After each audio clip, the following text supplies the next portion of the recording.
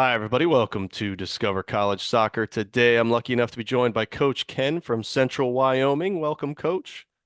How are you today, Matt?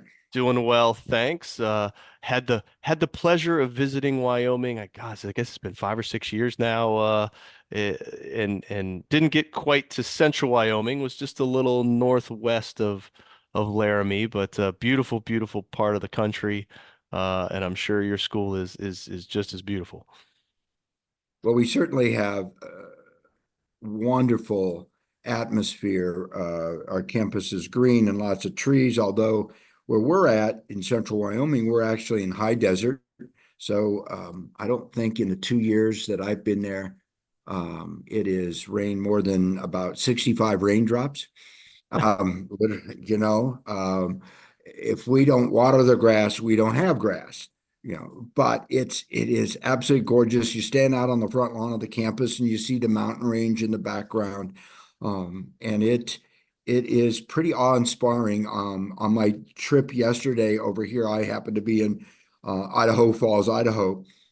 Um, on the drive, I saw bears, moose, and moose, elk, uh, um, deer. So I mean, it certainly is in some sense the Wild West still, but it is actually a wonderful place to play and go to school and live. Yeah. I thoroughly enjoy it here, and it does get a bit chilly in the winter, but last year we had 1 week of cold weather. The rest was very reasonable. Most of the kids threw a hoodie on and went to class. That's how reasonable it was, Oh, all right. no humidity, none of that. So it's a great, great place to be. Well, and as you mentioned, you're out on the recruiting trail now. I think you guys' season has wrapped up for the most part. So as most junior colleges have to do, you're recruiting twice as much, and you as head men's and women's, you got I guess 4 times as much recruiting than the typical college coach. So, eh, what is it that where is it that you like to go? It's when you look at your roster, it looks like there's a mix of domestic and international. So what is your kind of overall recruiting philosophy there? Well, it somewhat depends, honestly, Matt, on which team you're talking about. We do take a bit of a different avenue between the women's team and the men's team.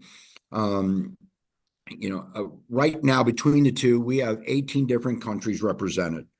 Um, the men's team is 70% international players, 30% American players.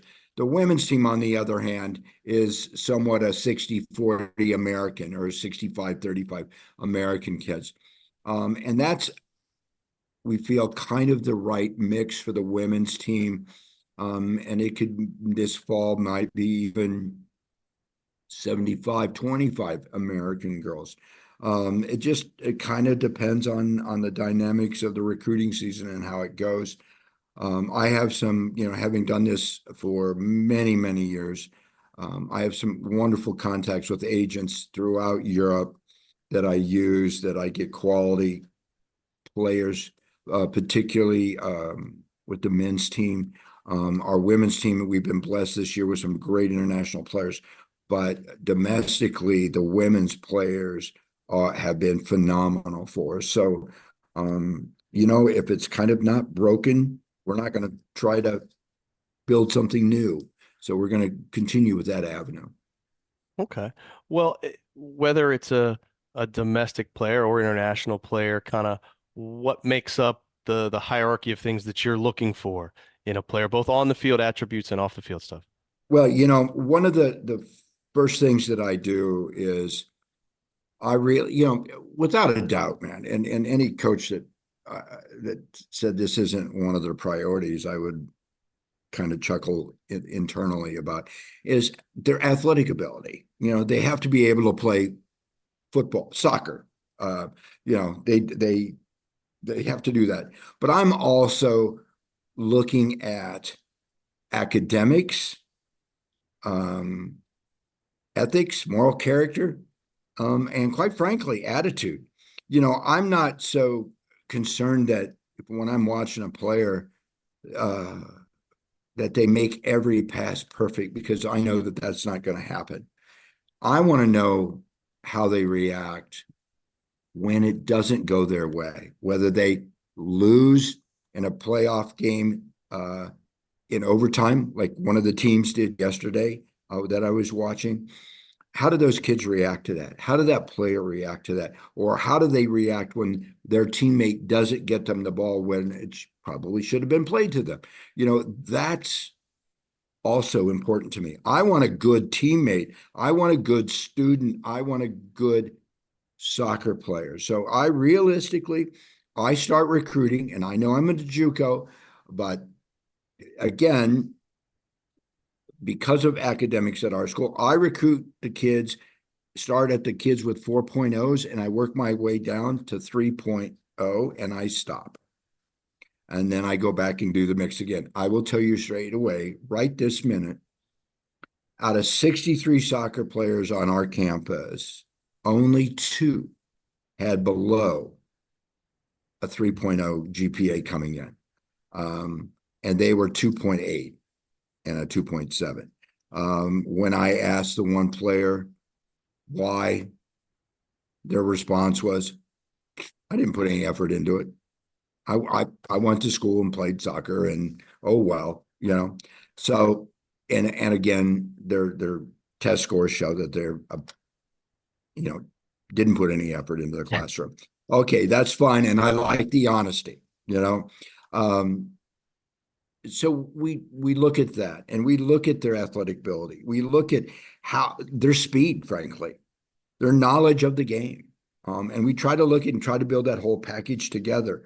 And what I found is that by doing that, I eliminate some of the drama problems that coaches end up dealing with throughout the season and stuff like that, because typically they're all there to do two things: play soccer and get an education. Because the reality is less than 1% of them are going to go play professional soccer. And I've had a couple of those guys a couple of people do that, but in all my years, it's been only a few, you know. So Yeah. that's kind of where Okay. Well, I mean, one of the things that I think a lot of players look for who go the JUCO route is, can you help me get to the next level, whatever that level is? Whether that, I mean, you mentioned pro, but for a lot, it's maybe continuing to play at a 4-year institution. So, kind of talk to me a little bit about how your players make that move, how many make that move, what has some of your success has been there. well, as you can probably tell by my gray hair, I'm not a 3-year-old uh, coach. I've been doing it almost 30 years. And by doing it, we have lots and lots of contacts. So if I've got a player and we sit down and we've already started our meetings, and talk to them about, well, do they want to play? Do they have an area of the country they would like to go play in? Or do they have a college that they are fond of that they want? So we sit and we gather that information. And then I meet individually with every player about that. And then we talk to them about the schools. And then we kind of start with, okay, let's look at this. And we ask them some of the same questions I ask kids, high school kids into school. And when I did seminars for the NAI and NCAA about recruiting, how big a school do you want to go to? I have a young man that's a all region player. He played semi-professional last summer, all that. And I am like, how big a school? Do you want to go to D1, and do we work that angle? Is he good enough? Certainly mid-level. Or do we want to look at some D2s, or do we want to look at some NAIs? Because the quality of soccer is similar. Depth may be a different discussion, but that top 11, that top 12 is similar. So we go after that. And last year, of the men, every guy that wanted to go on and play soccer had at least one opportunity Most had 3 to 5. Um, the gentleman who only had one opportunity, frankly, was hurt most of the season, and he only played 42 minutes the entire year. But he went off. We were able to get him a very nice scholarship when you think about the fact that he only played 42 minutes. And he's the girls, on the other hand, had between 3 and 12 opportunities. And again, we sat down. I have a couple of girls that were twins, and we sat down with them, and they had 5 different. We got it to 5 opportunities, and then, okay, ladies, I recommend that you visit the campuses, get to know the coach, find out, and we help, if you would, coach them through that process as well, Matt. And they made the selection. They went to what I think was a great school. But also the best team. So are they getting quite as much playing time as they hoped for or wanted? Well, I don't know about that, but that's, again, that's between them, that coach, and the other players on that team. And I explained to them that they're picking the best team. The one young lady that had 12 opportunities decided not to play, and she was the best girl on the team. She's, because of some family dynamics and things of that nature, and it was we had one girl that had 3 Division II opportunities.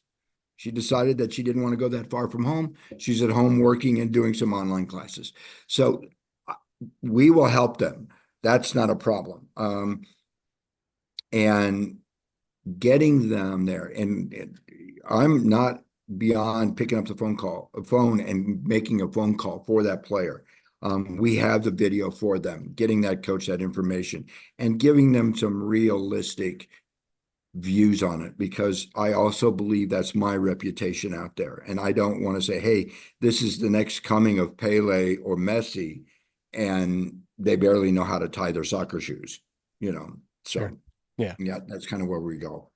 Well, and recruiting obviously is tough for all coaches these days, but one of the biggest, I think, issues in higher education that a lot of people running into is just the cost, especially at these big 4 universities. So talk to me a little bit about, and I'm not holding you to hard numbers here, but what is it like to go to Central Wyoming? What, some JUCOs have housing, some don't. Like, just give me an overall picture of maybe what it's like as a player from a cost perspective, and that sort of thing. Well, we have in-state tuition, housing, and food is the same for everybody, housing and food. But we have in-state tuition, then we have what's called WUI tuition, which is that Western exchange for basically the mountain states, Western Nebraska, Kansas. And then we have out of state, which includes international. So the international, if they paid everything, it's $16,172 for the year. A WUI kid is going to pay roughly $11,000. An in-state kid is $9,000 for the year. Now, because we're JUCO Division I, we can then, soccer can step to the table and offer a scholarship. Again, one of the reasons why I recruit that better student is because I can stack academic money on top of athletic money. So as an example, if any current year high school graduate for us with a 3.5 GPA or higher, and again, I'm going to do round numbers if you don't mind, Yeah, of course. is going to get a $6,000 academic scholarship. Well, if that happens to be from one of those WUI states, their tuition is $6,400. So they're paying $400. Soccer covers housing and food. Now, what's really, so from that standpoint, that's very good. If it's an international They still get the same academic. If soccer covers housing and food, they're coming out of estimated out of pocket is somewhere around $5,000. So still very, very reasonable. In state, there's different dynamics because they don't get the same academic scholarship and things like that, but it proportionally they pay about the same. But in state also, Wyoming has what is called a Hathaway grant and things like that. So it can be. So you can get a WUI state kid. I'm talking about Idaho, Utah, Arizona, Colorado, Nebraska, those states. Good student, they could basically come on a full ride other than $400 plus books. And most of the kids don't have books anymore. So there you go. That's what's really neat about being at Central Wyoming is that I'm able to stack that on. My average incoming freshman this year GPA on the men's team was 3.4. On the women's team, I believe it was 3.7. So they're getting that academic piece. Now we also bring in on the guys team, we bring in some walk-ons as well. So Okay. that helps us as well from a number standpoint. Well, speaking of numbers, I mean, you mentioned, I think you said 62, 63 Mhm. soccer players on campus. So is there a roster size that you find is ideal that you're trying to hit each season? Well, I want 24 women. This year we had 23, Matt, and of the 23, 4, 5 never touched the field because they were injured in preseason. Brutal. Okay. Yeah. And when we were playing Western Wyoming, it was a 3-2 ball game, and two of my starters went out at that point. So now I'm really down to only having a couple of subs left. I need 24 women. Guy wise, again, that's as many LOIs, letters of intent, scholarships that we can offer at the D1 JUCO level. Guy wise, this year I started with 42. We ended with 38. Again, you said ideal size. I think it's 30 to 32, to be honest with you.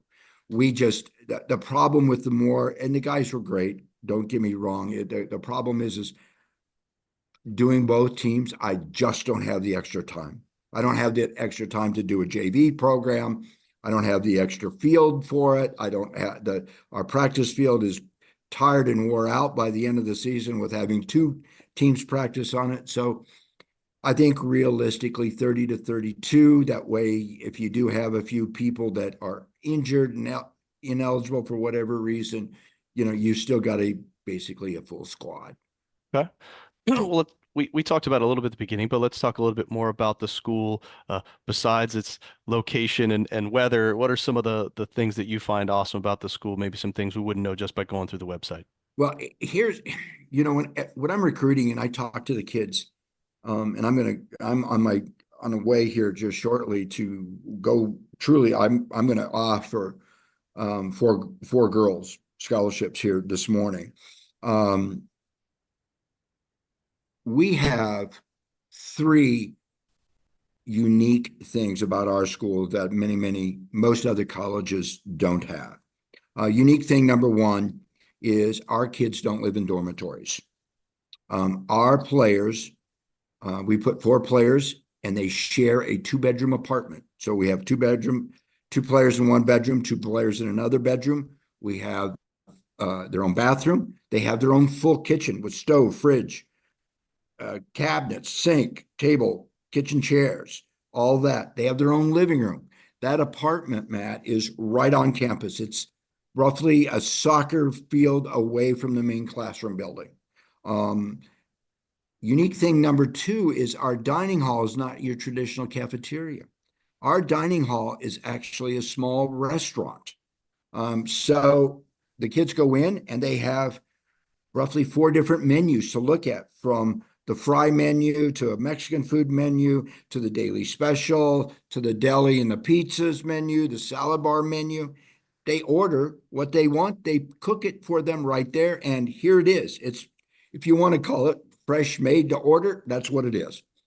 And the third and unique thing, which quite frankly, many times is more important to mom and dad than it is to the players and the kids, is that we are ranked in the top 20 in the United States for academics and safety of all JUCOs in the nation.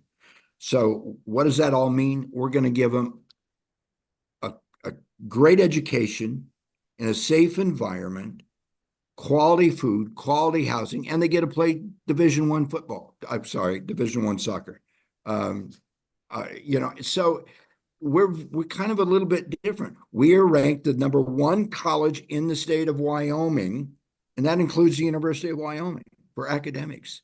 Um, you know, I've been to several schools and coached at several places, taught at some of the universities I've coached at, and quite frankly, I'll put our academics against anybody. Now, we're not Harvard and Yale and Stanford. Please understand that.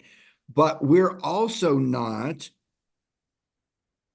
you know, as an example, there's a school who I'll let remain nameless that's on a niche rated us, by the way, who ranked one of the schools in our region the 27th worst college in the nation.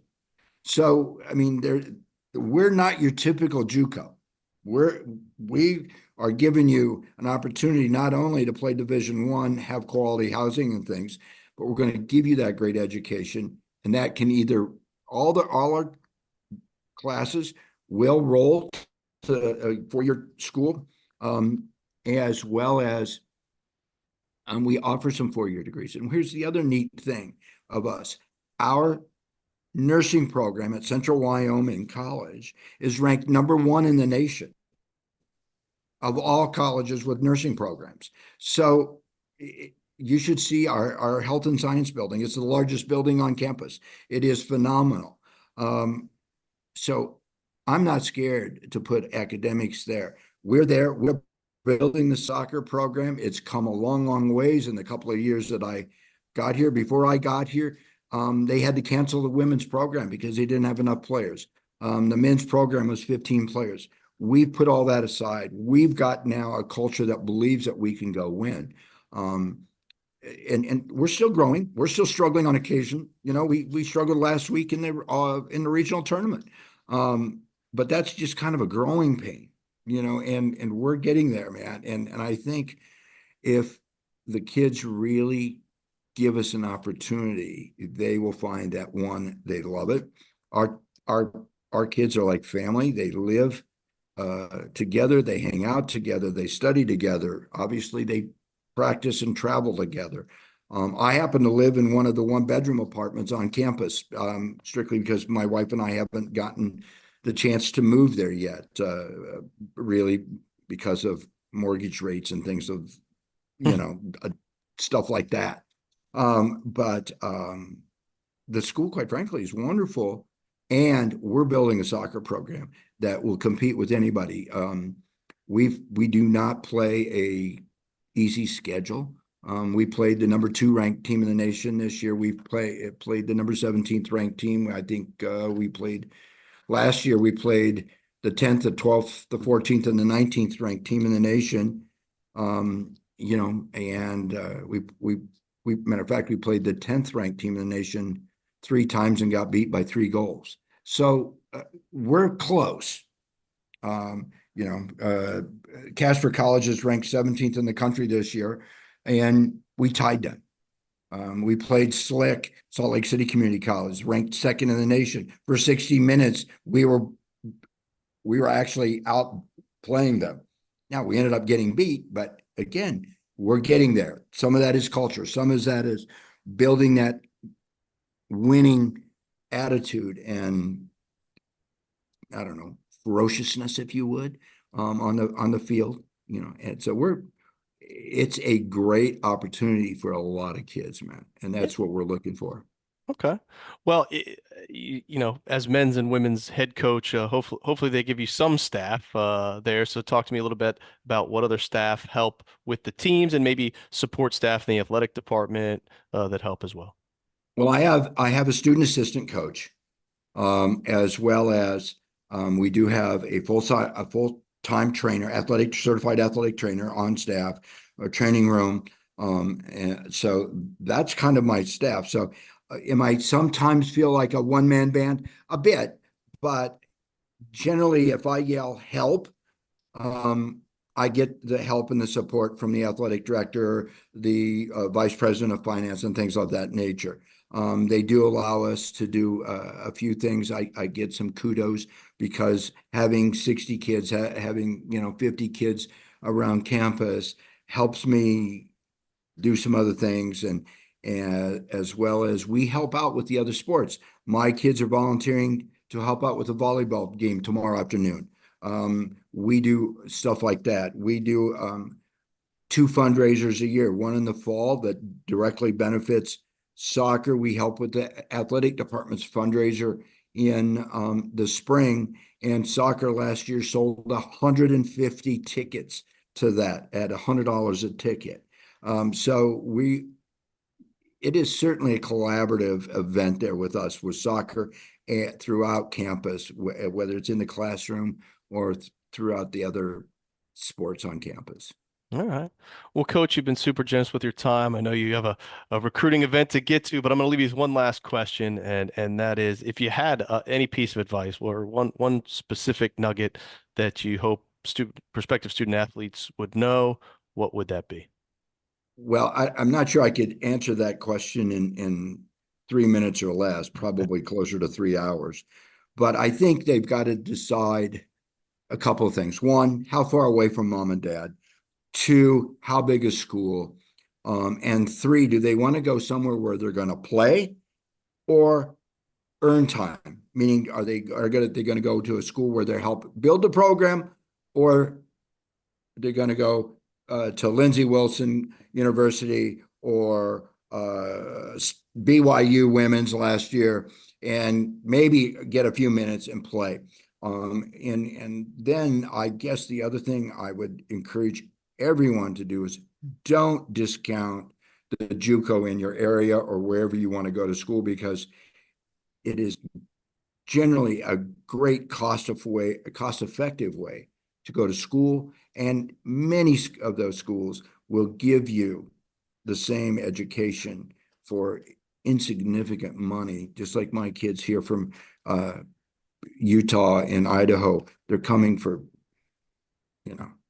$500. And that's a great way, and they're great soccer kids. You know, in Wyoming, 4 or 5 hours is close, as opposed to, Chicago or Orlando, 4 or 5 hours, 5 hours from Orlando, you're in the middle of the Atlantic Ocean, so that's a whole different discussion.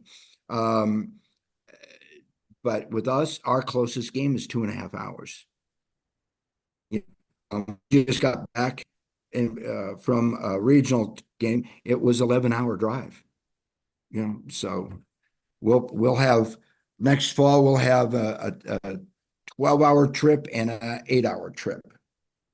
So, but that's all part of the thing, that's all team bonding and hanging out and things that you tell your grandchildren in 30 years or so, so, and I mean, my personal grandkids call and go, how's the bus ride? And well, how did you do today? Things of that nature. So those are things that the experiences that you will never, ever lose. And to me, that's all about playing football and having that experience of being on that college team. Yeah, absolutely. Well, Coach, really appreciate the time. Wish you the best of luck on the recruiting trail and for next season. And good luck and thanks much. Hey, thanks, man. It's a pleasure.